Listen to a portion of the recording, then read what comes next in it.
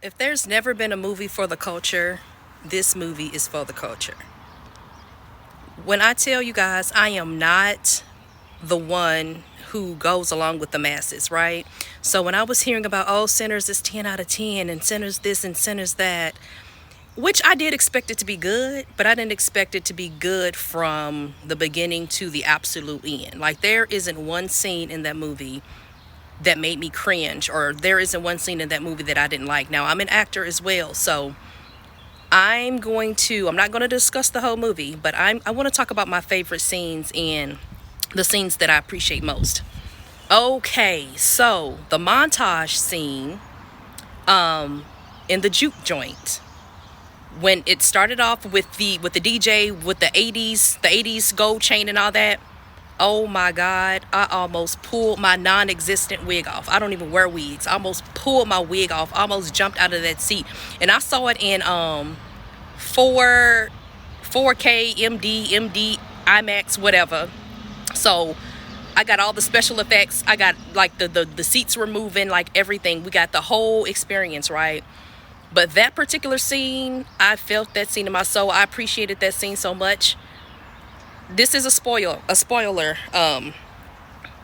video, so don't get mad. Click off this video if you don't want to know. But oh my God, that scene with all of the black generations dancing and in the same place at the same time, from the early 30s all the way up until modern time. Oh my God, when I saw the girl twerking, and then I saw the the ballerina that looked like she was from the 60s, and just everybody all together in the same place at one time. Like, oh my God, like, Ryan needs like every award there is to win, because just that scene alone.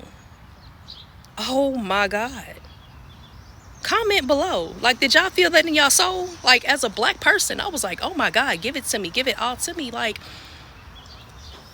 if no one's going to appreciate us, we need to appreciate ourselves, okay?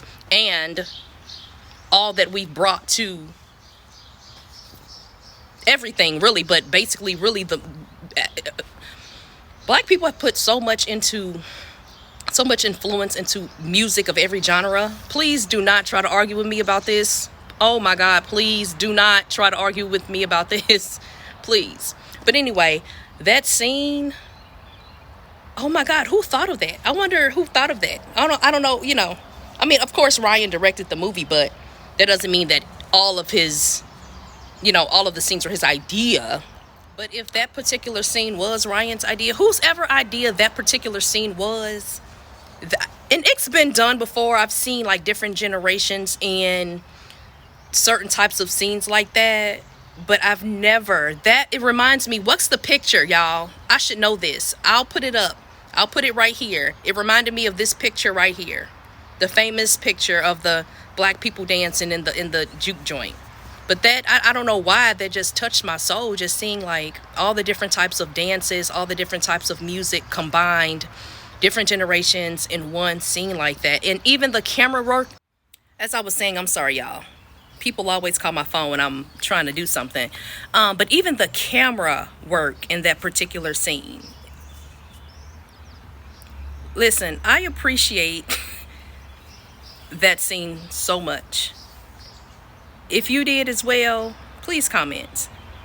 As an actor, I just appreciate certain types of, like, who would have thought of that? Like, whoever thought of that needs their own separate award. Like, and maybe because also my dad is a musician, and he's played in all types of bands of all different types of genres. So maybe it took me back to my childhood, seeing all of the different types of music playing at one time, and just seeing people that look like me. Listen, this movie, I'm not one to glaze anybody or to like just fall with whatever the mass is saying. Like, I'm the first one to say I don't like a movie, or I'm the first one to say that movie was not all that. I don't just go along with the flow. But baby, if you guys don't go hurry up and see this movie. Okay, my other favorite scenes. Okay, at the door when the three vampires, the two males and the one white woman, the three white vampires, and they were playing their music and their songs. I love those songs. I loved when those vampires were singing. Like, listen, I don't know what it was. Even though I wasn't on their side, I didn't want them to get into the juke joint. But I love their songs that they were singing. Even the song that they started singing when she went away from the juke joint to see how much money they had to spend or whatever. That song I just really love. They should really start a band for real in real life. My other favorite scene, when Michael B. Jordan's character came out of the woods shooting. I'm not going to say who he was shooting, but that particular scene, and maybe it was because I saw it in 4D IMAX, because, you know, they have the wind blowing in your face. They have they have scents. Please go see it, guys, in IMAX. You have to see it in IMAX. But I love when he came out of that part was in the trailer. So you guys already seen that part when he came out the woods shooting, blasting like that. But I'm not going to say who it was. What other scenes do I like? Let me tell you something. So literally, I almost forgot that Michael B. Jordan was one person. When I tell you guys that I don't think I've ever seen anyone play themselves separately as good as he did. It kind of reminded me of little Lindsay Lohan, Parent Trap, when she did it. Yeah, so I almost forgot that he was Michael B. Jordan. Like, it seemed like it was two totally separate Michael B. Jordans. Like, you would have thought that he had a twin in real life. I almost forgot that this man was playing both characters, because he did so well with each character. Even when both of the twins were on the same, in the scene together. And of course, obviously, the goal was to make it, the characters are two different people, but so the goal was obviously to make it seem as if it's two separate people, even though they look just alike. But it's almost like he had a real twin. I'm saying he did so good. It's almost like he had a real twin in real life, and it wasn't him playing himself again. You know what I mean? What other scenes did I like? The color grading, everything was immaculate. How it flowed, like there's no boring spots. Don't go to sleep. Don't go to the bathroom. You need to pay attention. Like, you need to. This is not a movie you can fall asleep for 6 minutes. Not even 2 minutes, really. The beginning it's a little slow in the beginning, but they had to build the storyline. I heard someone say that they were waiting on the vampires, but I'm like, it had to make sense for when the vampires appeared. You got to wait on the storyline to develop. My God, some of you guys are so impatient when it comes to movies. Let the scripts develop. Stop being so impatient. It's a reason why the vampires didn't show up until 30 minutes, Everything else had to make sense. What was my other favorite scenes?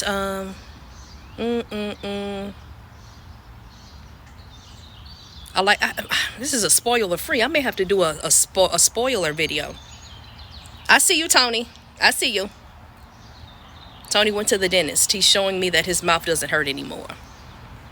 What else, guys? None of the actors. What's so crazy? I was kind of rooting for the vampires and the people that was stuck in the juke joint, because everybody was just so good. I will mention this because it's in the trailer. Y'all probably already know. It was so obvious that it wasn't his brother that came back to life. I'm like, man, do not let him out of that room. But I really came on here to talk about that montage scene with all the generations and all the different music mixed up. Like, that was, man, listen, I felt that in my spirit. I have such a deep appreciation for black faces on screen who look like appreciation for scenes giving homage to my elders, my ancestors, all the above. Scenes that are done right. It's like everybody is always so quick to showcase, the the disadvantages of the black community and this and that, but no one, I'm not going to say no one, there's plenty of movies that showcase the black community in a good light, but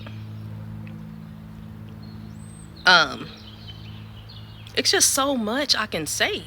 I'll make a separate spoiler video. I love the end when he made it back to his dad with his guitar in his hand. That's all I'm gonna say about that. That was this movie. It takes you on a ride and it brings you right back home. Okay, don't go dancing with the devil. I've told people that in real life. That's why I stay to myself now. People be out here on demon time. Anyway, that's another video. I'm sorry, y'all. I just ramble and get off topic. I'm trying to think of another favorite scene of mine. Oh, I did not listen. It's someone who appeared at the club, at the juke joint, and during that time frame, that wasn't a good idea. They let her in, but I was like, no, don't let her in there. Don't let her in there. She left and came back, and then, you know what? I'm done with this video. I need to make a spoiler video. This spoiler free. I can't do this. I gotta talk. So if you watch this video though, thank you. Subscribe. Happy what's today? Happy Monday. Go see the movie and then go find my my spoiler video. Bye. One last thing. I heard someone on the radio talking this morning and they were like, this movie is the storyline is solely original. It's not based on anyone's life. It's just fresh. It's not inspired by anything. It's not about anyone's life, which is false. Robert Johnson, if you guys know about him, this movie is partly inspired by Robert Johnson. Now, if you don't know who he is, I think it's a few documentaries on Amazon Prime. It's called Devil at the Crossroads. So whoever that person was on the radio thinking they knew what they were talking about, no, it's, Google it. Ryan Coogler has said it. Robert Johnson is the inspiration of the whole guitar musician idea of the movie. It was brilliant how they added the whole vampires and just, man, this movie was so good. I can't listen. I promise y'all, I will never tell y'all to go see a movie and spend your money if a movie isn't good. And there aren't too many movies. I think the last time I went back to see a movie twice was Ray. And you guys know how long ago that movie came out. That was like, almost 20 some years ago. Yeah, Ray with Jamie Foxx. I think I went back and saw that twice. And only a few other movies. But I'm thinking about going back to see this. But no, it's Robert Johnson. That's who... It is so hard to make a spoiler-free video. I'll just say it. That's who it was at the end. That's who, yeah. Just go watch a few documentaries if you guys care enough. I mean, if you don't want to watch the documentary on Robert Johnson, just see the movie. It'll come together. It's not necessary for you to know everything about Robert Johnson, but basically he was a musician. From what I understand and from what I got from the documentary, he loved the guitar. He was a musician. He did have a passion to play the guitar. However, it got to a point where I think he got discouraged and he wasn't as good as he could be or used to be. And then he literally been told that he went to like this crossroad, literally like a crossroad of two roads, and made a deal with the devil. And then after that, he was trailblazing on that guitar, baby. But yeah, I'm done for real this time. Bye.